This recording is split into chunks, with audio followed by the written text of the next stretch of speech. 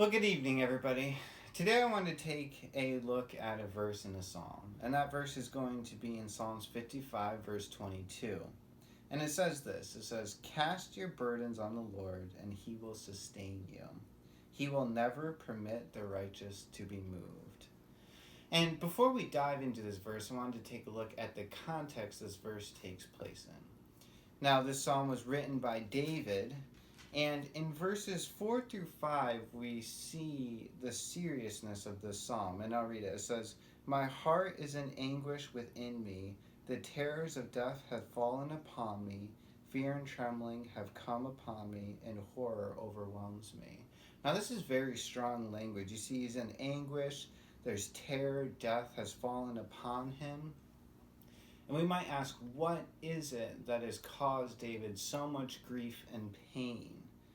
And well, we see this in verse 13 where he says, "But it is you, a man, my equal, my companion, my familiar friend."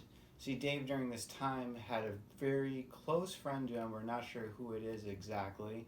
There's debate about that. But a friend who had betrayed him and now has caused him much anguish and grief. And if you've ever had a friend do that, you understand the pain that can cause. And it's just so serious. In verses 6 through 8, we read this. He says, "And I say, oh, that if I had wings like a dove, I would fly away and be at rest.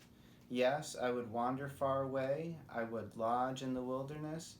I would hurry to find shelter from the raging wind and the tempest."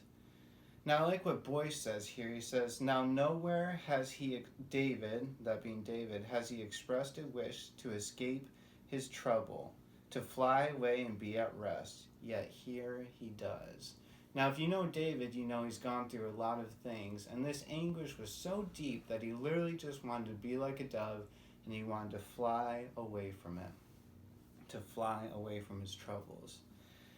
And here we get to verse 22 now, and we see what David does with this grief. And he says, "Cast your burdens on the Lord, and he will sustain you. He will never permit the righteous to be moved."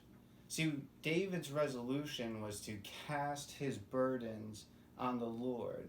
That is, he let God take care of his troubles and his burdens. He put them on a God who was bigger than those troubles. And he did it because he knew that God could sustain him through this life. Much like you and I can go through this life, casting our burdens on God, knowing that God is big enough to sustain us through those troubles. He is bigger than anything in this world because he is the God who created the world, the universe, and everything in it. And the last part of this verse is he says, "He will not let the righteous be moved." Or in some verses say, "He will not let the righteous fall." And when you think about this, you can think of Peter, who was walking on the Sea of Galilee to meet Jesus, trying to walk on the water, and he starts to fall in the water, and he cries out, "Lord, save me." And here we see Jesus, who does save him, just as God can save us from the many troubles that we have in our life. See, God was putting David through a trial, and he's wanting David to stay in the trial, to be sustained in it, so that God could sustain him through it. It was a very difficult trial for David, and he definitely didn't want to be in it. But see, David saw that that was something that God wanted in his life. And when you think about that, are you casting your cares on God like David did? Are you leaning on him in your trouble? Today in this world, it seems like the world is moving a million miles per hour. There's always something happening in the world, and we have this virus. And it seems as we're all quarantined in this life, the world continues to move at light speed.